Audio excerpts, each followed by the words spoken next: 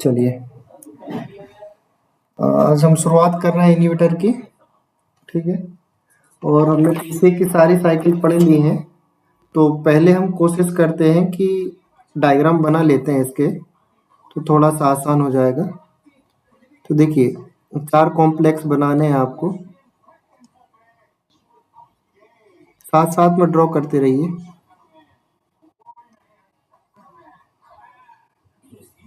एक,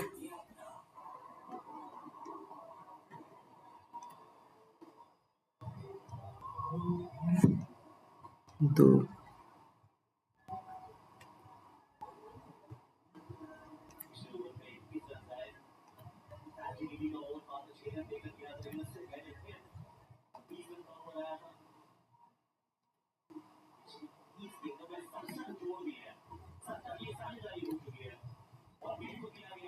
ये 4 ETC के डायग्राम है आपके, और यहाँ से आपकी मेम्ब्रेन लगी हुई है। ऐसे इसको बना लीजिए।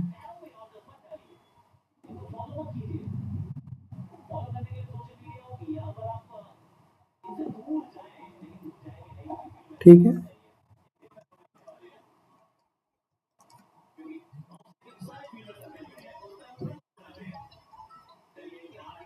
हाँ मैडम। एक, अच्छा सॉरी सॉरी, एक मिनट रुकिए।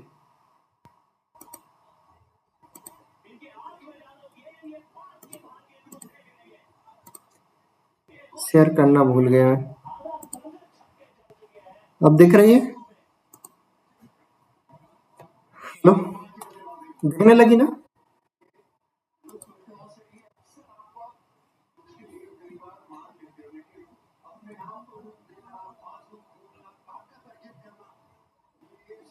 आ गई है?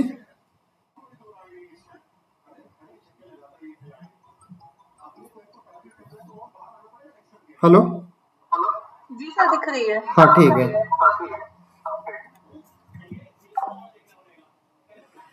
देखिए, ये मेम्ब्रेन हमने बना लिए हैं। ठीक है, और आपको सबको मालूम है इस तरह के स्ट्रक्चर होता है, लास्ट टाइम हमने बता भी दिए थे। ये वाला आपको जो दिखाई दे रहा है कॉम्प्लेक्स फर्स्ट है। ठीक है, NaDSA NAD प्लस में कन्वर्ट होता है, मतलब ये कैसा है आपका कॉम्प्लेक्स फर्स्ट है। ये आपका कॉम्प्लेक्स सेकेंड है।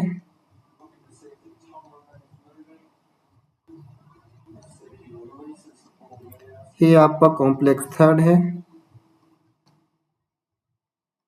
इसके नाम आप जरूर याद रखिए कि मैं सारा नहीं लिख रहा हूँ। ठीक है, ये है आपका कॉम्प्लेक्स, पहले लिखवा चुका हूँ मैं इसका 4। 4 कॉम्प्लेक्स हमने पढ़ लिए थे, कॉम्प्लेक्स फर्स्ट, कॉम्प्लेक्स सेकेंड। ठीक है, ये वाला आपका सक्सिनेट डिहाइड्रोजनेज का है। ठीक है, सक्सिनेट डिहाइड्रोजनेज। ठीक है, ये क्या है? साइटो, इनके नाम जरूर आप याद रखिएगा ना, साइटोक्रोम BC1। और ये क्या है? Cytochrome oxidase. एक्चुअली यहाँ चीजें लगेगी, साइटोक्रोम ऑक्सीडेज। ठीक है, ये 4 तरह के कॉम्प्लेक्स थे, हमने पढ़ चुके हैं। अब इलेक्ट्रॉन के फ्लो के बारे में यदि हम बात करें, तो आपका जो इलेक्ट्रॉन का फ्लो था, देखिए आपका इलेक्ट्रॉन का फ्लो यहाँ से होता हुआ, हाँ यहाँ एक चीज और है, इसको और लिख लीजिए। आपका कोएंजाइम Q बीचों बीच है, इसके मेम्ब्रेन के अंदर जो होता है हाइड्रोफोबिक कोर में क्या रहता है, ये लाया करता है, यानी घूमते रहता है। ठीक है, कोएंजाइम Q सबको पता है लिपिड नेचर का होता है, इसलिए क्या होता है, ये मेम्ब्रेन के बीचों बीच रह सकता है, हाइड्रोफोबिक कोर में जो रहती है इसमें उपलब्ध होती है। ठीक है, ये जो इलेक्ट्रॉन का पाथ हमने आपको बताया था, इलेक्ट्रॉन का पाथ पहले जो इलेक्ट्रॉन NADH फर्स्ट कॉम्प्लेक्स से होते थे, आपको मालूम है कोएंजाइम Q से होते हुए जाते हैं, फिर ये थर्ड कॉम्प्लेक्स में जाते थे। ठीक है, उसी तरीके से कॉम्प्लेक्स सेकंड से जो इलेक्ट्रॉन निकलते थे वो आपके इसके पास जाती। यहाँ तक चीजें आपकी क्लियर थी। ठीक है, अब आपको कोएंजाइम क्यू तक आपने देख लिया था। उसके बाद कोएंजाइम क्यू से आपने यहाँ के कॉम्प्लेक्स के बारे में जो हमने बताया था आपको, तो इस कॉम्प्लेक्स में आपने देखा था कि यहाँ पे आयरन सल्फर का क्लस्टर था। ठीक है,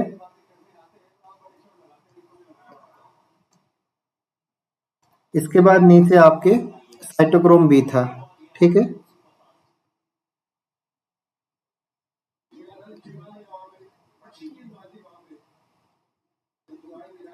ये था आपका साइटोक्रोम बी। ठीक है, साइटोक्रोम बी में आपके दो फॉर्म थे, एक तो Bl और एक था BH। ये साइटोक्रोम बी है। यहाँ आपका था साइटोक्रोम C1, अच्छे से आपने पढ़ा है। इसके बाद थोड़ा सा ऊपर जाए तो आउटर साइड जो इनर मेम्ब्रेन जो होता है इंटर मेम्ब्रेन स्पेस में, यहाँ पे था आपका साइटोक्रोम C। ठीक है, ये चीज थी। फोर्थ कॉम्प्लेक्स का स्ट्रक्चर यदि हम बनाए तो फोर्थ कॉम्प्लेक्स में देखिए सबसे ऊपर था आपका CuA। CuA से इलेक्ट्रॉन जाते थे तो कहाँ मिलते थे? साइटोक्रोम A में। ठीक है, साइटोक्रोम A से इलेक्ट्रॉन जाते थे तो आपको दिखाई देते साइटोक्रोम A3 में। A3 साथ में CuB कॉम्प्लेक्स ये साथ ही में था। ठीक है, ये कॉम्प्लेक्स इसका साथ था। उसके बाद इलेक्ट्रॉन आपके यहाँ होते हुए उसके बाद इलेक्ट्रॉन आपके होते हुए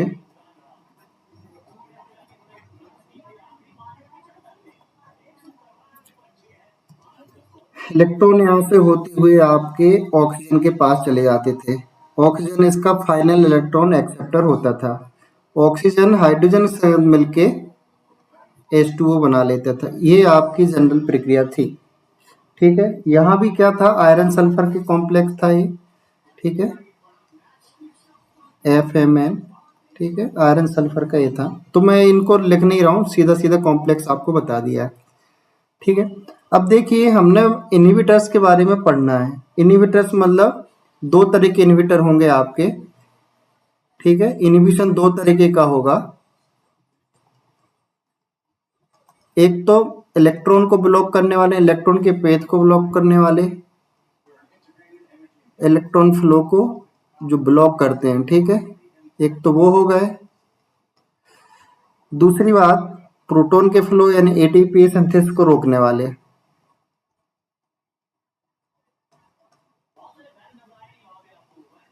ATP सिंथेस को ब्लॉक करने वाली। ये फिफ्थ कॉम्प्लेक्स में चलते हैं तो इसको हम बाद में देखेंगे। अभी हम चलते हैं इलेक्ट्रॉन जो फ्लो हो रहा है उसको कहाँ कहाँ रुकावट पैदा होती है।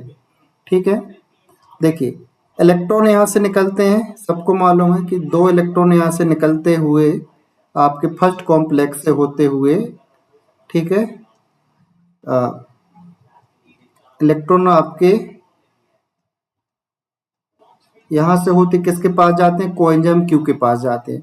इलेक्ट्रॉन यहाँ से भी जो निकलते हैं इलेक्ट्रॉन, तो ये भी आपके होते हुए इलेक्ट्रॉन किसके पास जाते हैं? इसके पास जाते, कोएंजाइम क्यू के पास जाते हैं। अब क्या होता है, पहले कॉम्प्लेक्स से इलेक्ट्रॉन कोएंजाइम क्यू के पास जाते हैं, सेकेंड वाले कॉम्प्लेक्स से भी इलेक्ट्रॉन आपके कोएंजाइम क्यू के पास जाते हैं। दोनों के ही इलेक्ट्रॉन आपके कोएंजाइम क्यू से होते हुए जाते हैं। कोएंजाइम क्यू जो होता है आपके इलेक्ट्रॉन लेने के बाद ये इलेक्ट्रॉन ट्रांसफर कर देता है किसके पास? कॉम्प्लेक्स थर्ड के पास। ये आपकी मेन साइकिल थी। इसमें भी आपने देखा कि जो इलेक्ट्रॉन फ्लो है, यहाँ से भी आपके पास जब इलेक्ट्रॉन अंदर जाते थे तो एक पाथ तो आपका यहाँ चला जाता था, साइटोक्रोम C1 से होते हुए इलेक्ट्रॉन आपके C1 में चला जाता था, और इलेक्ट्रॉन आपके यहाँ से होते हुए यहाँ चले जाते। और एक पेज तो ये था कि इलेक्ट्रॉन आपका यहाँ से होते हुए और यहाँ से होते हुए ये किस में चला जाता था, Q के पास। इसका जो रिड्यूस फॉर्म होता था कोएंजाइम Q, जिसको अपन बोलते हैं QH2, ये फुली रिड्यूस फॉर्म होता है, ठीक है। इसके पास ये इलेक्ट्रॉन वापस आ जाते थे Q के रूप में। ये प्रक्रिया थी, मतलब एक एक इलेक्ट्रॉन आपका, इसके 2 इलेक्ट्रॉन जो हैं बढ़ जाते थे, तो एक इलेक्ट्रॉन यहाँ निकल गया और एक इलेक्ट्रॉन इसने ये वाला रास्ता पकड़ लिया। 2 रास्ते पकड़े, एक इस साइड और एक वापस आने के लिए। ये वाला जो इलेक्ट्रॉन गया है वो वापस नहीं आता था, सीधा चला जाता था, लेकिन एक एक जाते थे। इसको चाहिए रहते हैं 2। ये बात हमने आपको बता दी थी। इलेक्ट्रॉन का फ्लो ऐसा चल रहा है, ठीक है। और लास्ट में इलेक्ट्रॉन आपके जो ऑक्सीजन है ये इसको गेन कर लेता था, इलेक्ट्रॉन को, ठीक है। ये क्या कर लेता था, गेन कर लेता था और H2 में कन्वर्ट कर देता था। अब यहाँ पे इनहिबिशन जो है, जो सबसे ज्यादा इंपॉर्टेंट होते हैं, एग्जाम आते हैं, तो देखिए सबसे इंपॉर्टेंट इनहिबिटर जो है इसका, मैं इनहिबिटर्स को कौन से कलर से लिख दूं, इसको एक कलर ले लेता हूं कोई,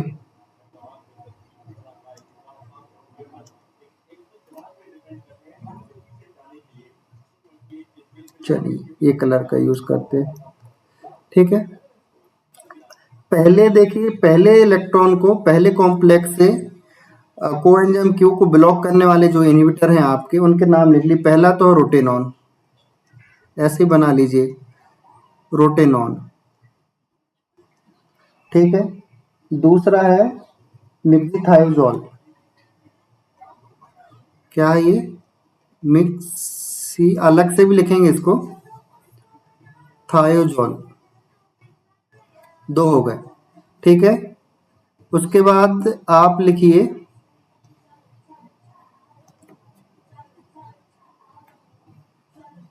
मिक्सिथायोजोल के बाद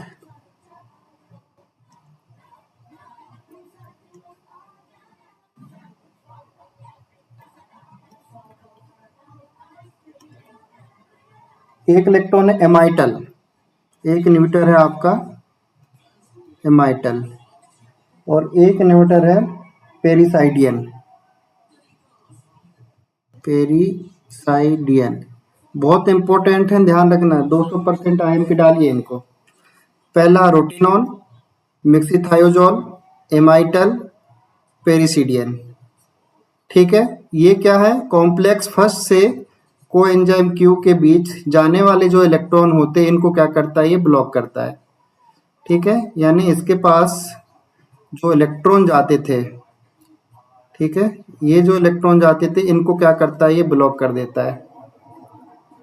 क्योंकि यहाँ पे ये 4 आपके इनहिबिटर हैं, अलग अलग तरीके, चारों के अलग अलग प्रोडक्ट हैं, अलग अलग काम है, लेकिन जो फ्लो है वो सिर्फ आपका NADH यानी कॉम्प्लेक्स 1 से कोएंजाइम Q के बीच ही ये क्या करते हैं, ब्लॉक करते हैं। 4 इनहिबिटर पहले कॉम्प्लेक्स के लिए हो गए आपके, किसको ब्लॉक करता है ये,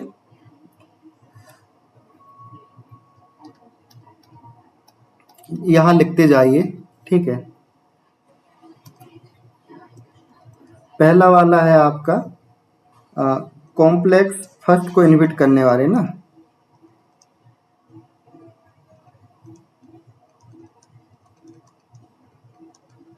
ठीक है। कॉम्प्लेक्स फर्स्ट को जो ब्लॉक करने वाले इनहिबिटर हैं आपके, उनके नाम है, पहला रोटेनॉन,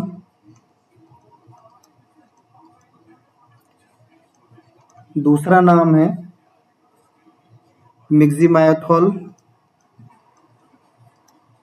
मिक्सिथायोजोल, तीसरा नाम है इसका एमाइटल, चौथा नाम है इसका पेरिसिडियन,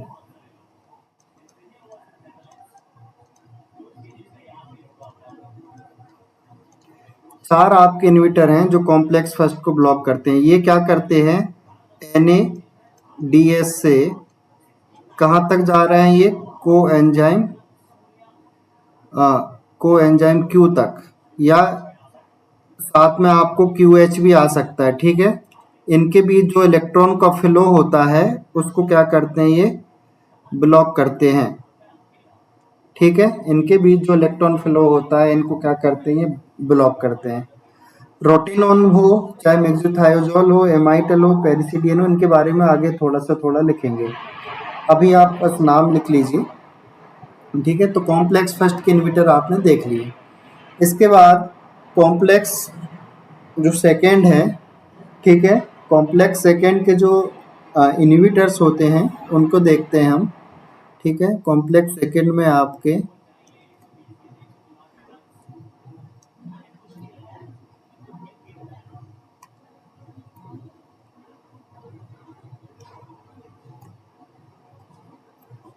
कॉम्प्लेक्स सेकेंड में इन्वर्टर देखिए, कॉम्प्लेक्स सेकेंड में सिर्फ एक इन्वर्टर है जो कि आपको ब्लॉक करता है। तो ध्यान रखना, इसका नाम है, पहले आपने टीसी साइकिल में भी पढ़ा है इसके बारे में।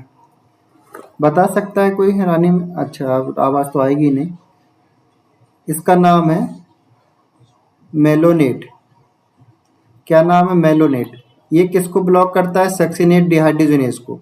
मतलब सेकेंड से कोएंजाइम क्यू के बीच जाने वाले जो इलेक्ट्रॉन होते हैं उसको क्या करता है? ब्लॉक करता है। तो सक्सिनेट डिहाइड्रोजनेज को ब्लॉक करने वाला जो एंजाइम है, सॉरी इन्वर्टर है, वो उसका नाम है मेलोनेट। तो मेलोनेट को आपने टीसी साइकिल में भी पढ़ा हुआ है। ठीक है, क्योंकि सक्सिनेट डिहाइड्रोजनेज जो होता है वो आपके दोनों जगह ईटीसी और दोनों जगह का एंजाइम होता है। ठीक है, तो दूसरा आपका मिलता है, ये है आपका कॉम्प्लेक्स सेकेंड के लिए इन्हिबिटर। ठीक है, इसका नाम है आपका मेलोनेट। ठीक है, मेलोनेट आपने टीसी साइकिल में सक्सिनेट डिहाइड्रोजनेज है उसको ब्लॉक करता है ना, सक्सिनेट डिहाइड्रोजनेज, इसको ये ब्लॉक करता है। और कॉम्प्लेक्स मतलब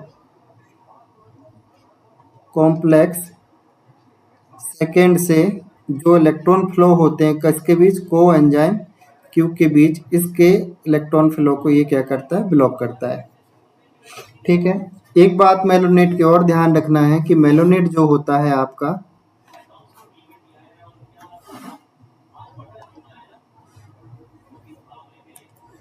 एक बात आपको और ध्यान रखना है, जो मेलोनेट होता है ये मेलोनेट कॉम्पिटिटिव इन्हिबिशन है। कैसा होता है ये? किस टाइप का इन्हिबिशन करता है ये? इम्पोर्टेंट है ये, कॉम्पिटिटिव इन्हिबिटर है ये ना, सेट के एग्जाम में पूछा जा चुका है।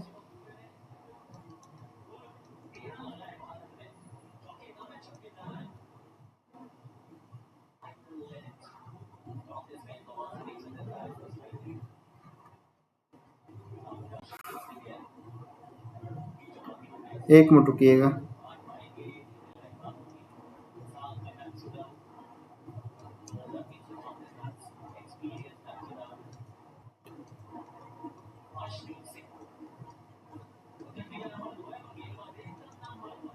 कॉम्पिटिटिव इन्हिबिटर है ये। ठीक है, किसका है? सक्सिनेट डिहाइड्रोजनेज का कॉम्पिटिटिव इन्हिबिटर है। ठीक है, जो कि कॉम्प्लेक्स सेट को ब्लॉक करता है ये। उसके बाद तीसरे की यदि हम बात करें कॉम्प्लेक्स थर्ड की, तो कॉम्प्लेक्स थर्ड में आइए आप, यहाँ एक इन्हिबिटर काम करता है कॉम्प्लेक्स थर्ड में। कॉम्प्लेक्स थर्ड में एक इन्हिबिटर बात करता है, तो उसका नाम है, आप याद रखिएगा,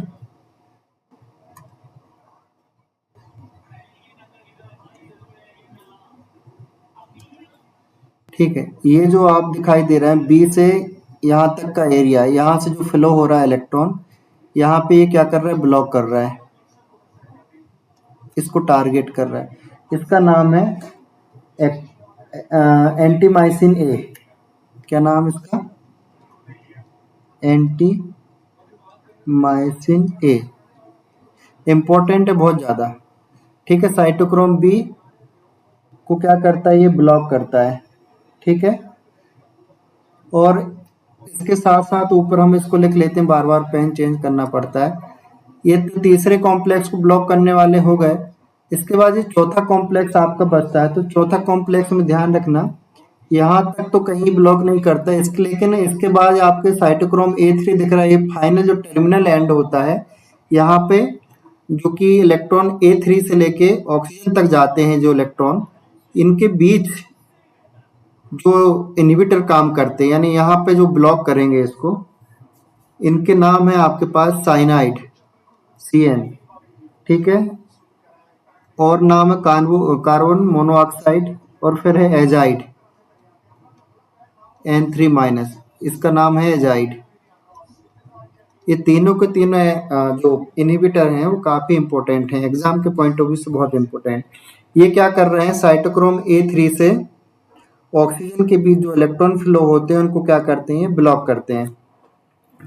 तो कॉम्प्लेक्स थर्ड में सिर्फ एक इनहिबिटर काम करता है, एंटीमाइसिन A।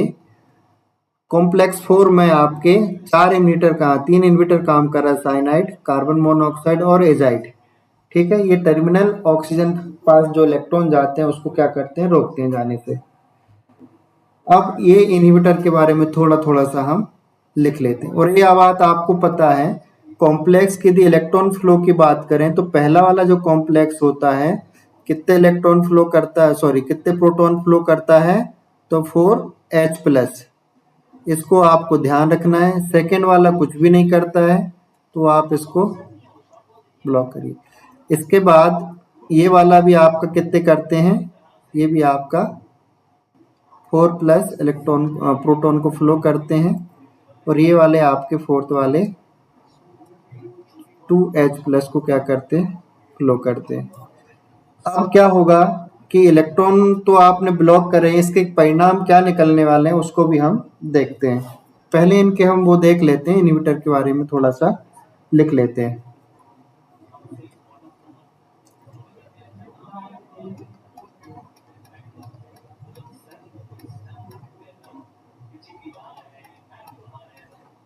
ठीक है, इसके बाद तीसरा देखिए, कॉम्प्लेक्स थर्ड हो गया, सेकेंड हो गया, तीसरे के बाद देखते हैं तीसरा इनहिबिटर जो आपका है। ठीक है, कॉम्प्लेक्स का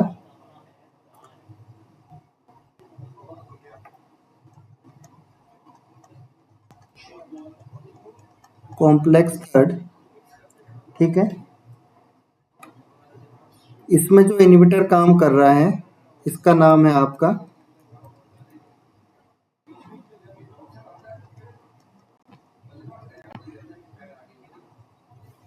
ठीक है, साइटोक्रोम B, और इसको ब्लॉक करता है ये।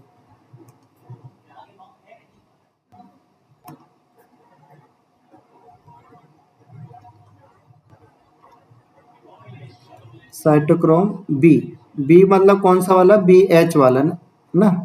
साइटोक्रोम B से जो को Q तक जाने को रोकता है ये। ठीक है, इसमें जो इनहिबिटर काम कर रहा है, एक्शन जो है Q साइकिल को इनहिबिशन करता है। ठीक है, इसका एक्शन जो है, क्योंकि Q को नहीं इलेक्ट्रॉन नहीं मिलेगा तो उसकी साइकिल क्या हो जाएगी, Q साइकिल क्या होगी, इनहिबिट होगी। इसमें इनहिबिशन ऑफ Q साइकिल। ठीक है, इसके एक्शन में आपका जो सेकेंड टाइप का जो है, इसके बाद आता है फोर्थ टाइप का। चौथा वाला देखिए क्या कह रहा है, चौथे वाले की तरफ चलते हैं हम। तो चौथा वाला जो है आपका कॉम्प्लेक्स 4।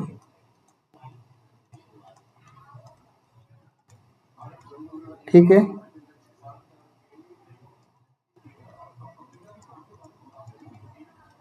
कॉम्प्लेक्स 4 में इनहिबिटर जो है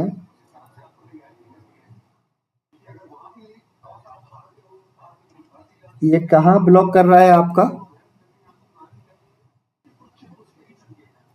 साइटोक्रोम A3 से साइटोक्रोम A3 से टर्मिनल है, साइटोक्रोम A3 CuB कॉम्प्लेक्स से ऑक्सीजन तक जो इलेक्ट्रॉन जाते हैं इसको क्या करते हैं, ब्लॉक करते हैं। ठीक है, ये हमने लिखा हुआ है। इसमें जो इनहिबिटर काम कर रहे हैं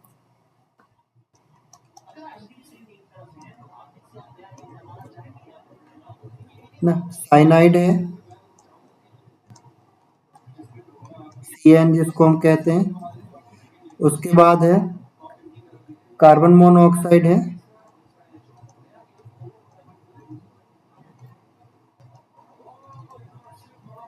ठीक है। तीसरा आपका है एजाइड। एजाइड इसको हम N3 फॉर्म लिखते हैं, N3 माइनस, ये इसका सिंबॉलिक तरीका है लिखने का। ठीक है, ये चारों आपके हो गए, तो इसका एक्शन जरूर देख लीजिए। ऊपर वाला एक्शन भी हम लिखेंगे, किसको टारगेट करते हैं ये ध्यान रखना। इसमें जो CN है और एजाइड है, ठीक है, ये जो आपने ऑक्सीजन लिखे यहाँ पे, और ये आपने साइटोक्रोम A3 लिखा है, ये क्या करता है, हीम। साइटोक्रोम A3 क्या है आपका, A3 जो है आपके पास हीम है, ठीक है। हीम मतलब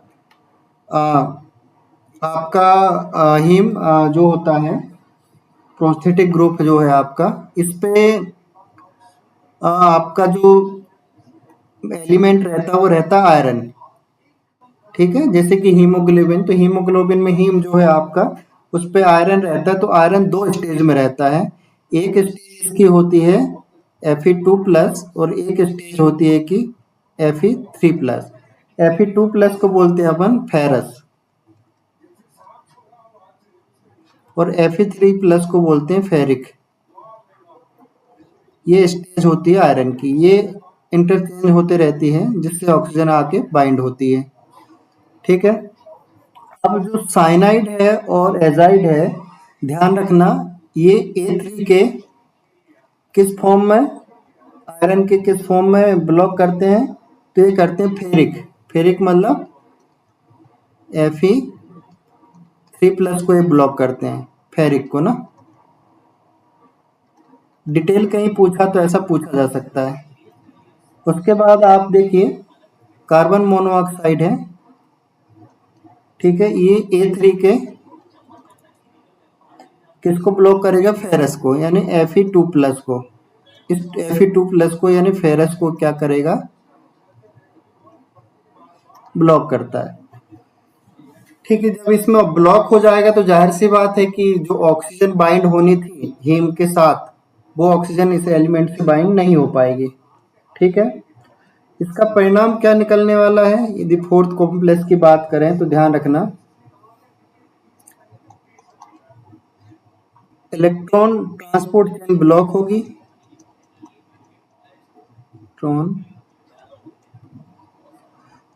जाहिर सी बात, इलेक्ट्रॉन को ब्लॉक कर रहे हैं तो इलेक्ट्रॉन ट्रांसपोर्ट चेन भी क्या होगी, ब्लॉक होगी। लेकिन ध्यान रखना, as well as ATP synthesis भी इनहिबिट होगी। ATP के जो सिंथेसिस है वो भी क्या होगा, अभी हम बताएंगे इस तरीके से ब्लॉक होगी। ये ATP की जो सिंथेसिस है वो भी क्या होगी, इससे ब्लॉक होगी, पहली बात। अब हमने ऊपर कुछ लिखा है इसके बारे में, देखिए पहले वाले के एक्शन के बारे में थोड़ा सा देखते हैं।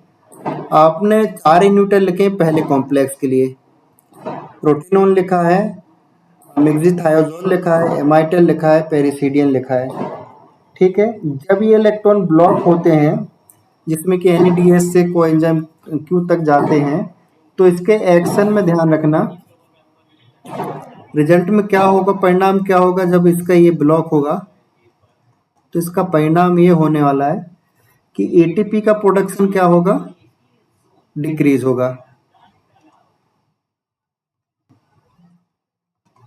Decrease ATP production. अभी हम बताते कैसे होगा ना, ATP प्रोडक्शन, पहली बात। दूसरी बात है increase the level of NADH, दूसरा भी यही होगा, NADH का लेवल क्या हो जाएगा, इंक्रीज होगा। Increase the level of NADH। ठीक है, 2 काम हो गए। तीसरा काम याद रखिए, stop the proton pump at complex first. ठीक है, stop proton pump by complex first, ये परिणाम आने वाला है। ठीक है, सेकेंड में परिणाम क्या था इसका एक्शन से, एफिडियो सेकेंड वाला जो था मेलोनेट, जो था मेलोनेट आपके सेकेंड को इनहिबिट करता था।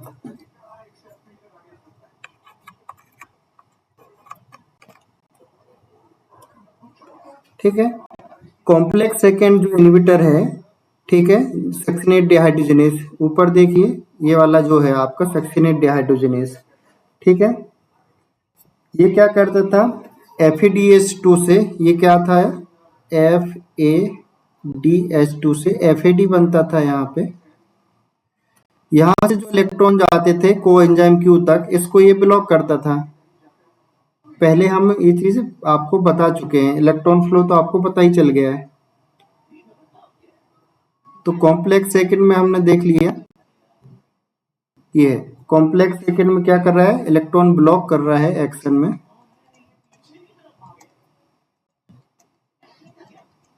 ब्लॉक इलेक्ट्रॉन कहाँ से जाएगा, ये FADH2 से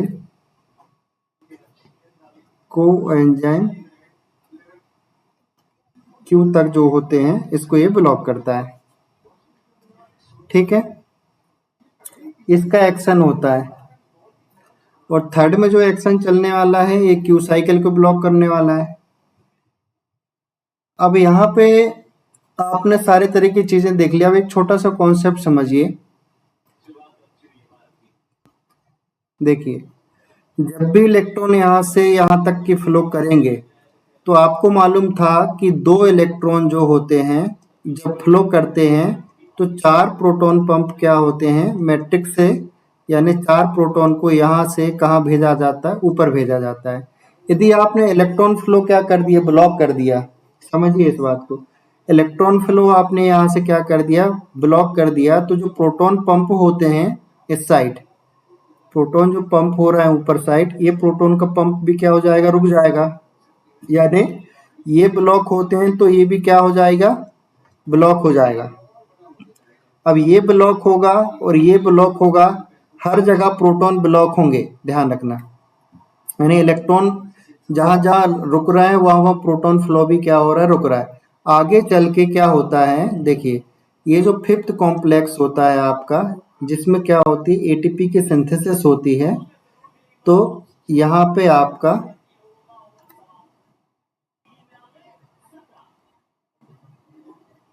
ATP का जब सिंथेसिस, ये प्रोटॉन सभी 10 प्रोटॉन थे टोटल, 10 H+ क्या होंगे, इस 5th कॉम्प्लेक्स के माध्यम से यहाँ आके क्या बनाएंगे, ATP बनाएंगे। ठीक है, 10 क्या बनाएंगे, ATP। तो हमने देखा था कि एक NADH कितने प्रोटीन ATP बनाते थे, ये 3 ATP बनाते हैं। और एक NADH से कितने प्रोटॉन फ्लो होते हैं, ठीक है। तो ये जितने भी प्रोटॉन इसके क्या होते हैं, फ्लो, जब प्रोटॉन वाला सेक्शन हम पढ़ेंगे उस समय हम देखेंगे डिटेल से किस तरीके से ATP बन रहा है। ये आपका 5th कॉम्प्लेक्स के अंदर आएगा, तो इसकी अपनी एक अलग मैकेनिज्म है। तो उस समय हम देख लिए, क्वेश्चन मार्क आप लगाइए इसमें, इसकी कैलकुलेशन हम वहीं करेंगे। ठीक है, तो ये सारे के सारे प्रोटॉन क्या हो रहे हैं, आप या देखिए यहाँ से होते हुए इसमें आते हैं। यदि प्रोटॉन बनना ही बंद हो जाए तो ATP का प्रोडक्शन कैसा हो जाएगा, गिर जाएगा पूरी तरीके से, क्योंकि आपने क्या किया, इलेक्ट्रॉन फ्लो बंद कर दिया, जिसके कारण प्रोटॉन जो हैं, जो मैट्रिक्स से लेके इंटर मेम्ब्रेन स्पेस में क्या हो रहे थे, जा रहे थे, वो प्रोटॉन भी जाना क्या हो जाएंगे, बंद हो जाएंगे। ठीक है, तो पहले केसेस में क्या हो रहा है कि ATP का प्रोडक्शन क्या हो रहा है, इसके ब्लॉक होने से ATP का प्रोडक्शन क्या हो रहा है, यहाँ पे डिक्रीज हो रहा है, गिर रहा है। ठीक है, NADH जो हो रहा है, बार बार टूट रहा था यहाँ पे NADH, ये टूटना क्या हो जाएगा, बंद हो जाएगा। तो इसका मतलब इसका लेवल इंक्रीज हो जाएगा, क्योंकि ये टूटेगा ही नहीं तो NAD में कन्वर्जन ही नहीं हो पाएगा, इसलिए इसका लेवल कैसा हो जाएगा, अप हो जाएगा। ठीक है, और प्रोटॉन फ्लो जो था, उसका प्रोटॉन का जो फ्लो था वो भी क्या हो जाएगा, रुक जाएगा। ये 3 चीजें आपकी NA फर्स्ट कॉम्प्लेक्स के ब्लॉक होने से होंगी। ठीक है, यहाँ सेकेंड कॉम्प्लेक्स जो है, ये इसका ब्लॉक होने से ये वाला ब्लॉक नहीं होता, ध्यान रखना। और एक बात और याद रखना कि पहला कॉम्प्लेक्स यदि आपने ब्लॉक कर दिए तब भी ATP का प्रोडक्शन बना रहेगा। क्यों बना रहेगा, क्योंकि आपके पास एक सेकेंड कॉम्प्लेक्स और बचा हुआ, ये भी इलेक्ट्रॉन यहाँ से यहाँ भेजता है। इसलिए पहले कॉम्प्लेक्स के ब्लॉक होने से ATP की प्रोडक्शन कम होगा लेकिन बंद नहीं होगा, यानी ATP का प्रोडक्शन गिरेगा लेकिन बंद नहीं होगा, क्योंकि इसके पास अभी भी चांस बचे हैं कि सेकेंड कॉम्प्लेक्स से ATP का प्रोडक्शन कर ले, लेकिन कम ATP बनेगी। इतनी बात आपको समझ में आ गई। अब देखिए, आपके पास एक कॉम्प्लेक्स और है, इसका नाम है कॉम्प्लेक्स थर्ड। अब यहाँ ये काफी इंपॉर्टेंट कॉम्प्लेक्स हो जाता है। कारण ये है कि यदि ये ब्लॉक हुआ किसी भी हाल में तो आपका ATP का प्रोडक्शन पूरी तरीके से बंद हो जाएगा। क्यों बंद हो जाएगा, क्योंकि कॉम्प्लेक्स सेकेंड से जाने वाले जितने भी इलेक्ट्रॉन हैं वो किसके पास जाते हैं, कॉम्प्लेक्स थर्ड के पास जाते हैं, या कॉम्प्लेक्स फर्स्ट से जितने भी जाने वाले इलेक्ट्रॉन हैं वो भी किसके पास जाते हैं, कॉम्प्लेक्स थर्ड के पास जाते हैं। कॉम्प्लेक्स थर्ड के बाद ही क्या करते हैं, ये मूव करते हैं कॉम्प्लेक्स फोर के पास। इसलिए कॉम्प्लेक्स थर्ड जो है, इसके ब्लॉक होने से क्या होगा, ये काफी ज्यादा पोटेंट इन्हिबिटर होता है। अब इसके बारे में थोड़ा सा आप लिख लीजिए। देखिए, ठीक है, एक्टिनोमाइसिन जो है, अब पहले एक के बारे में लिख लेते हैं, रोटेनॉन के बारे में थोड़ा सा लिख लेते हैं। रोटेनॉन के बारे में क्वेश्चन पूछते हैं बहुत ज्यादा। रोटेनॉन पहले कॉम्प्लेक्स का इन्हिबिटर है, ध्यान रखना ना, इनहिबिटर ऑफ कॉम्प्लेक्स फर्स्ट या NADH ना, NADH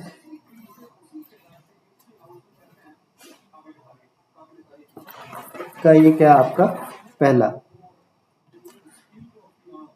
ठीक है, अब इसमें रोटेनॉन क्या है आपका, रोटेनॉन एक प्लांट प्रोडक्ट है, ध्यान रखना क्या है ये, it is a plant product, पौधे का एक प्रोडक्ट होता है। ठीक है, जिसका उपयोग हम, it is use to as a fish poison, as a fish को पकड़ने के लिए क्या करते थे, इस प्लांट का एक्सट्रैक्ट पानी में क्या कर दिया जाता है, तालाबों में या छोटे छोटे जो वाटर बॉडीज होते थे वहां पे इसको कोई कूट के क्या कर दिया जाता था, डाल दिया जाता था। तो फिश से इससे क्या हो जाती थी, मर जाती थी। इस उस फिश को फिर क्या करते थे, पकड़ लिया करते थे इसको। तो फिश पॉइजन के रूप में इसका क्या करते थे, यूज करते थे। ठीक है, फिश पॉइजन एंड इंसेक्टिसाइड के रूप में भी यूज किया करते थे, and use as a insecticide. ठीक है, फिश पॉइजन के रूप में यूज होते हैं। तो ये क्वेश्चन आपसे पूछा जा सकता है ना, प्लांट का प्रोडक्ट होता है और फिश पॉइजन के लिए यूज किया जाता है, इंसेक्टिसाइड के लिए भी यूज किया जाता है। इसके लिए एक इम्पोर्टेंट बात ये आती है, इसका रोल और भी जगह है, also play role in, also play role in, कहाँ प्ले करता है, जेनेटिक ससेप्टिबिलिटी में इसका यूज होता है, genetic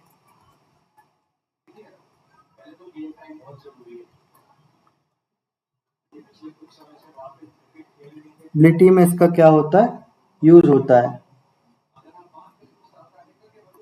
in development.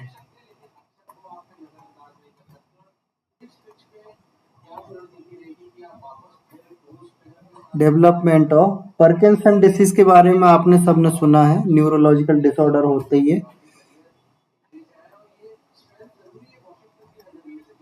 Parkinson disease, ठीक है, इस तरीके का रोटेनॉन में यूज होता है। अब एक इम्पोर्टेंट इनहिबिटर और है जिसके बारे में जानना जरूरी है, वो नाम है आपका एंटीमाइसिन ए का। एंटीमाइसिन ए,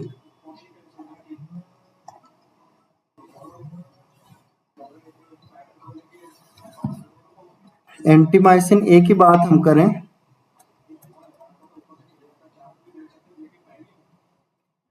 अब ये बताइए ये किसको ब्लॉक करता है, इनहिबिटर किसका है? ये इनहिबिटर है ये आपका कॉम्प्लेक्स थर्ड का, कॉम्प्लेक्स थर्ड का आपका इनहिबिटर है, ठीक है। कॉम्प्लेक्स थर्ड में जो एंजाइम है उसका क्या ये इनहिबिटर है। इनके नाम आप जरूर याद रखिएगा, ठीक है। कॉम्प्लेक्स थर्ड के नाम क्या, फर्स्ट के क्या है, लिखा दिए, बार बार नहीं लिखाएंगे इसको, ठीक है। यदि आपने देखी कॉम्प्लेक्स थर्ड को यदि किसी तरीके से आपने ब्लॉक कर दिए, हमने ऊपर भी बताया था, यदि आपने इसको किसी भी तरीके से इसको ब्लॉक कर दिए इस वाले हिस्से को, तो यहाँ से इलेक्ट्रॉन आए चाहे यहाँ से इलेक्ट्रॉन आए, इलेक्ट्रॉन आगे पास नहीं होने वाले। इसीलिए एक्टिनोमाइसिन ए, यानी ये जो आपका इनहिबिटर है एक्टिनोमाइसिन ए, ये काफी ज्यादा पोटेंट इनहिबिटर है देन रोटेनॉन, यानी रोटेनॉन से भी ज्यादा पावरफुल इनहिबिटर कौन सा है इसका, एंटीमाइसिन ए, क्योंकि ये थर्ड कॉम्प्लेक्स को क्या कर रहा है, ब्लॉक कर रहा है, ठीक है। इसलिए दोनों जगह से, चाहे कॉम्प्लेक्स सेकेंड से हो चाहे कॉम्प्लेक्स फर्स्ट से हो, दोनों जगह से जो इलेक्ट्रॉन पहुंचते हैं कॉम्प्लेक्स थर्ड के पास, वो पहुंचना बंद हो जाएंगे। इसलिए क्या होता है, ये पोटेंट इनहिबिटर है than actinomycin than the rotenone, ठीक है। तो एंटीमाइसिन ए पोटेंट इनहिबिटर, ठीक है, potent inhibitor and block electron flow, block electron flow to O2 ना, टू O2 तक जाने ही नहीं देते, ठीक है। इट इज मोर पोटेंट, ये तो हो गया ना, it is more potent inhibitor than rotenone, rotenone से ज्यादा ये, रोटेनॉन से ज्यादा पावरफुल इनहिबिटर है, ठीक है। Because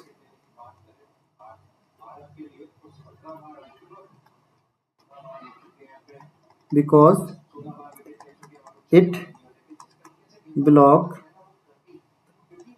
electron flow both complex first and complex second, ठीक है। इसलिए क्या है, काफी ज्यादा इंपॉर्टेंट, ज्यादा डिस्ट्रक्टिव टाइप का है, ध्यान रखना। और यदि फोर्थ क्लास ब्लॉक होता है तो वो सीधा सीधा और ज्यादा हाईली डिस्ट्रक्टिव, क्योंकि सीधा साइनाइड जहाँ पे काम करता है वहां पे करते हैं, CN हो गए, O3 हो गए, ये सब आपके और ज्यादा वो। अब ध्यान रखना, ये आपने जितना पढ़ा ये सब एनिमल के संदर्भ में पढ़ा है आपने, किसके संदर्भ में पढ़ा है आपने, एनिमल के जो ETC उसके संदर्भ में। यदि इन केस यहाँ पे प्लांट की माइटोकॉन्ड्रिया होती, यानी प्लांट के बारे में यदि हम पढ़ रहे होते, तो ध्यान रखना प्लांट में एक अल्टरनेट व्यवस्था होती है, क्या व्यवस्था होती है वो देख लेते हैं थोड़ी सी, ठीक है।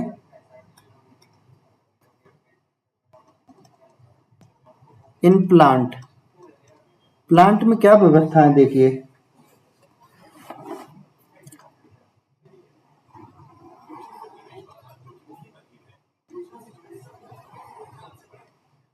आपके पास पहला इनहिबिटर था,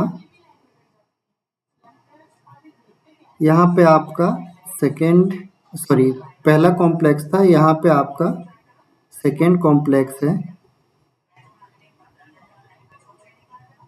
थर्ड कॉम्प्लेक्स है, फोर्थ कॉम्प्लेक्स है।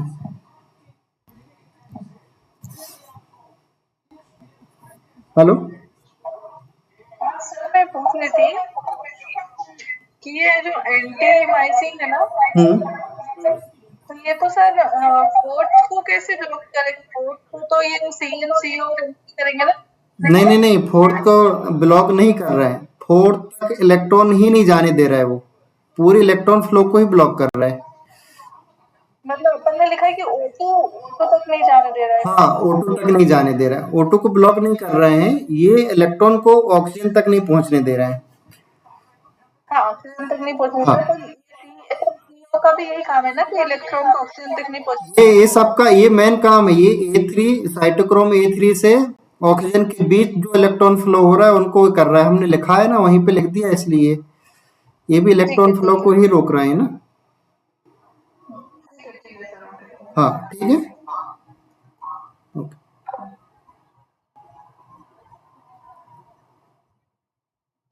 ठीक है, अभी ये खत्म हो जाए, इसके बाद हम ये इसको रिकॉर्डिंग बंद कर देंगे, तो पहले आप सुन लीजिए, इसके बाद फिर आप क्वेश्चन कर लीजिए, माइक लगा लेंगे हम, ठीक है।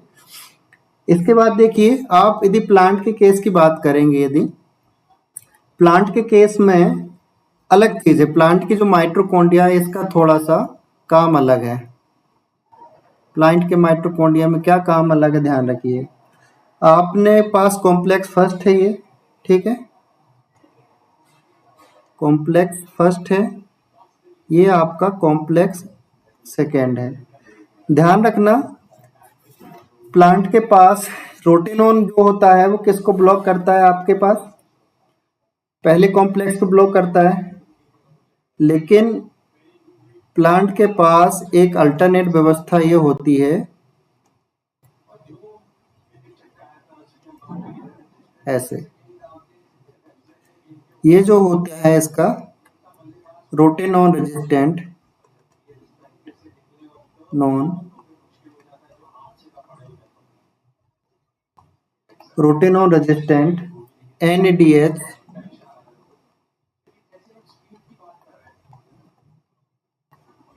डिहाइड्रोजिनेज, ठीक है, किस साइट रहता है ये, मैट्रिक्स साइट, ठीक है, डिहाइड्रोजिनेज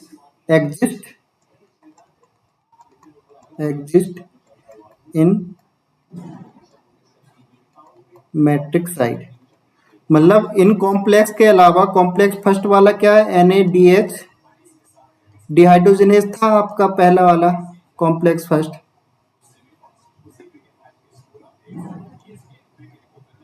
और ये जो होता था किससे ब्लॉक हो जाता था, रोटेनॉन से।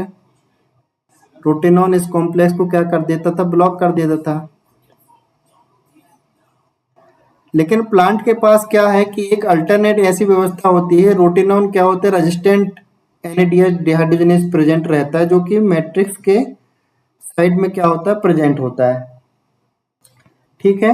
या फिर जब बहुत ज्यादा कॉम्प्लेक्स फर्स्ट को क्या आ जाए, लोड हो जाए, कॉम्प्लेक्स फर्स्ट को बहुत ज्यादा कैसी हो, लोड हो, ओवरलोड हो, ठीक है, ओवरलोड हो, और रोटेनॉन जो इफेक्ट कर रहा है, तब तब की स्थिति में जो आपके पास एक अल्टरनेट व्यवस्था होती है, रोटेनॉन रेजिस्टेंट NADH डिहाइड्रोजिनेज एंजाइम पाया जाता है प्लांट के पास, एक एक्स्ट्रा NADH पाया जाता है जिसमें रोटेनॉन का कोई इम्पैक्ट नहीं पड़ता।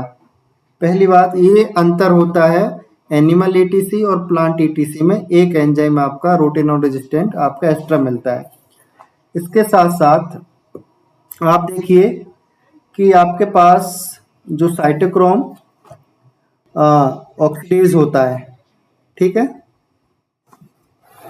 आपके पास ये आपका थर्ड कॉम्प्लेक्स हो गया और ये आपका फोर्थ कॉम्प्लेक्स हो गया। ठीक है, थर्ड का और फोर्थ कॉम्प्लेक्स क्या होता है आपका, इसका नाम है साइटोक्रोम ऑक्सीडेज था।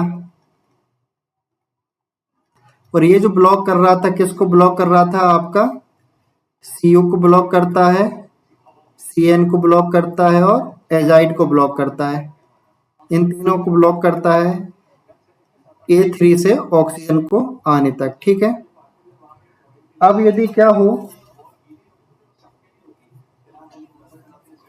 ये इनहिबिटर यदि ब्लॉक हो जाएगा तब भी आपकी क्या होगी, एटीपी क्या होगी, नहीं बनेगी, यानी ऑक्सीजन को वो नहीं मिलेगा, तो तब भी क्या होगा, प्लांट डाई हो सकता है, या एनिमल जो भी हो वो सब क्या हो सकते हैं, डाई हो सकते हैं, क्योंकि यहाँ पे ऑक्सीजन तक क्या होंगे, इलेक्ट्रॉन पहुंचेंगे नहीं, तो एटीपी प्रोडक्शन नहीं होगा तब भी मरेंगे, और ऑक्सीजन का यूज नहीं होगा तब भी मरने वाले हैं। ऐसी स्थिति में प्लांट के पास भी क्या होती है, व्यवस्था होती है, इसको बोलते हैं, इस एंजाइम को, ये एंजाइम आपका यहाँ कहीं रहेगा। ठीक है, इस एंजाइम को बोलते हैं अल्टरनेटिव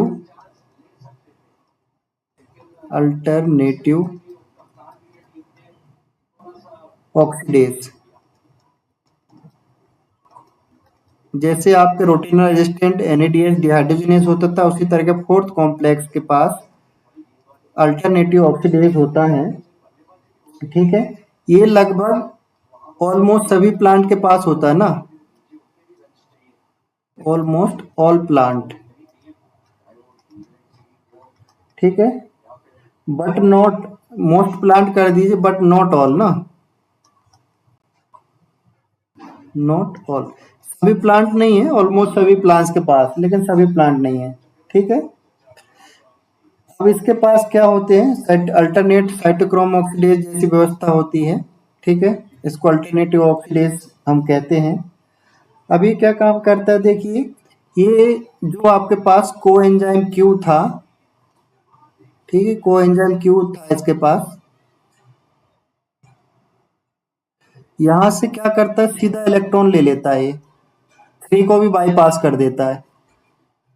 सीधे इलेक्ट्रॉन कहाँ से ले लेता है, कोएंजाइम क्यू के पास से सीधे इलेक्ट्रॉन ले लेता है, और ये इलेक्ट्रॉन कहाँ पहुंचा देता है, ये ऑक्सीजन के पास। ये इलेक्ट्रॉन कहाँ पहुंचा देते हैं, ऑक्सीजन के पास सीधा, मतलब ये CN उनको क्या कर देता है, बाईपास कर देता है। ठीक है, या हम ये बोल सकते हैं कि ये, इस पे जो प्रभाव है इसका अल्टरनेटिव ऑक्सीडेज पे, आपका CO का हो चाहे आपका CN का हो,